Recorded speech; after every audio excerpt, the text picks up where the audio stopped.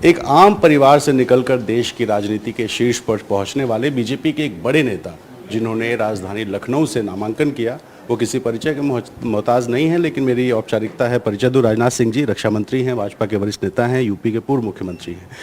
Sir, नामांकन आपने कर दिया है, तीसरी बार लखनऊ से चुनाव लड़ रहे हैं। इस बार भारतीय जनता पार्टी का चुनावी एजेंडा क्या है? भारतीय जनता पार्टी का चुनावी एजेंडा तो स्पष्ट है। एक तो चुनावी संकल्प पत्र भी हम लोगों ने जारी किया है और उसकी भी जानकारी देश की जनता को है। भारत को हम एक सशक्त भारत बनाना चाहते हैं, ऐसा भारत जिसमें कि कोई भी भारत का नागरिक गरीब न रहे, आर्थिक दृष्टि से सभी संपन्न हो और कम से कम अपनी जो दैनंदिन की न्यूनतम आवश्यकताएं होती हैं उनको पूरा करने की उनके अंदर ताकत हो, क्षमता हो।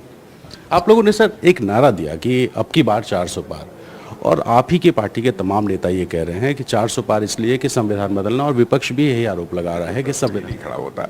ये बेबुनियाद और निराधार आरोप है। और मैं इस प्रकार की बात करने वाले नेताओं से कहना चाहता हूं, राजनीतिक पार्टियों से भी कहना चाहता हूं कि राजनीति सच बोलकर ही की जा सकती है। लंबे समय तक झूठ बोलकर और जनता को गुमराह करके राजनीति नहीं की जा सकती है। और सभी राजनीतिक पार्टियों को यह बात ध्यान में रखनी चाहिए। यदि आप जनता को एक बार गुमराह करेंगे तो आगे आप एक्सपोज होकर रहेंगे।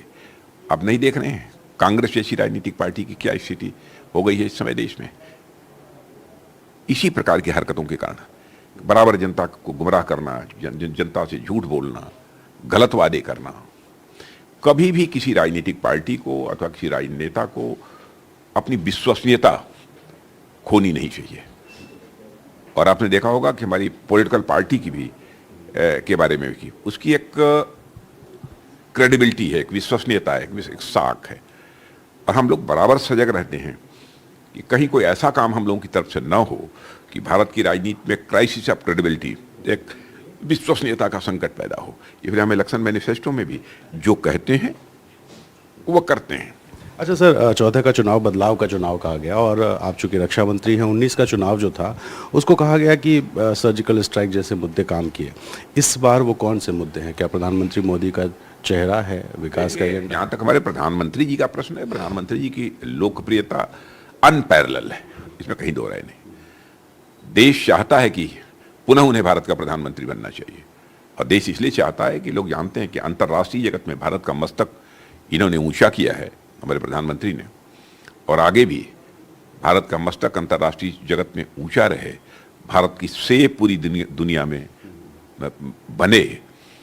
और यह काम यदि कोई कर सकता है तो भारतीय जनता पार्टी और उसके नेता मोदी जी ही कर सकते हैं। इसलिए मोदी जी के प्रति लोगों का विश्वास है, भरोसा है। सर, राहुल गांधी, प्रियंका गांधी जी, दोनों लोग के बारे में चर्चा है यूपी से लड़ सकते हैं। चूंकि आप लखनऊ से हैं, बगल की सीट से प्रियंका जी पहली बार चुनाव लड़ सकती हैं। इंडिया अलायंस को किस तरह का एक कंटेंडर आप देखते हैं इस बार एनडीए का? नहीं, लड़ना चाहते हैं तो लड़ना चाहिए। देर क्यों कर रहे हैं? विलंब क्यों हो रही है?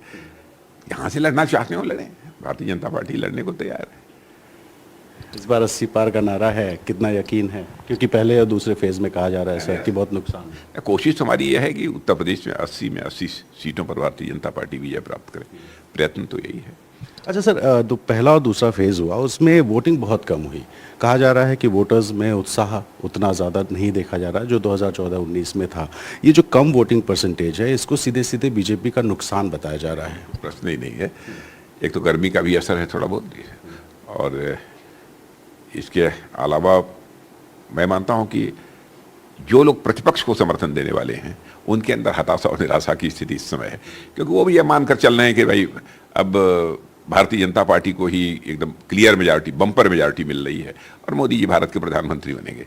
इसलिए जिस उत्साह के साथ अपोजिशन के जो मतदाता हैं उनको करना चाहिए, वो नहीं कर पा रहे हैं।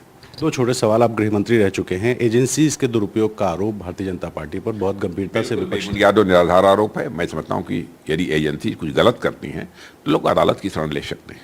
अदालत उनको क्यों नहीं रिलीफ दे रही है? क्या अदालत हमारे दबाव में है? अच्छा सर, आखिरी सवाल। जनता की आंखों में बार बार धूल झोंक कर राजनीति करना, इससे बचना चाहिए विपक्ष को। आखिरी सवाल, नीरज सिंह जी को आपने जिम्मेदारी दे रखी है, बीजेपी के नेता हैं लखनऊ में, कितना टेंशन कम कर देते नीरज जी? नहीं नहीं हैं, नीरज काम कर रहे हैं, उनकी रुचि है, इसमें कहीं दो राय नहीं। पंकज भी काम कर रहे हैं, पूरे परिवार के लोग भी। मोदी जी ने तारीफ की थी इसलिए ये सवाल। नहीं नहीं, वो सब जो भी परिवार के सदस्य होते हैं, सभी परिवार के सदस्य काम करते हैं, लेकिन यहाँ की जिम्मेदारी सचमुच संगठन संभाल रहा है। हमारे यहाँ के हमारे अध्यक्ष हैं आनंद द्विवेदी, वो देख रहे हैं, और प्रबंधन का काम देख रहे हैं, चुनावी प्रबंधन का मुकेश शर्मा, ये सब लोग मिलकर ये लोग काम कर रहे हैं। बहुत शुक्रिया एनडीटीवी से बात करने के लिए। रक्षा मंत्री राजनाथ सिंह जी, जो तीसरी बार लखनऊ सीट से चुनाव मैदान में है, और लखनऊ से माना जाता है बीजेपी की सबसे सेफ सीट है, और नामांकन के साथ ही जो रोड शो हुआ वही राजनाथ सिंह जी का प्रचार कहा जा रहा है। फिलहाल राजनाथ सिंह जी अपनी व्यस्तता के बीच में एनडीटीवी से बात की, इनका बहुत शुक्रिया। कैमरा पर्सन राजेश गुप्ता के साथ रणबीर, एनडीटीवी इंडिया के लिए।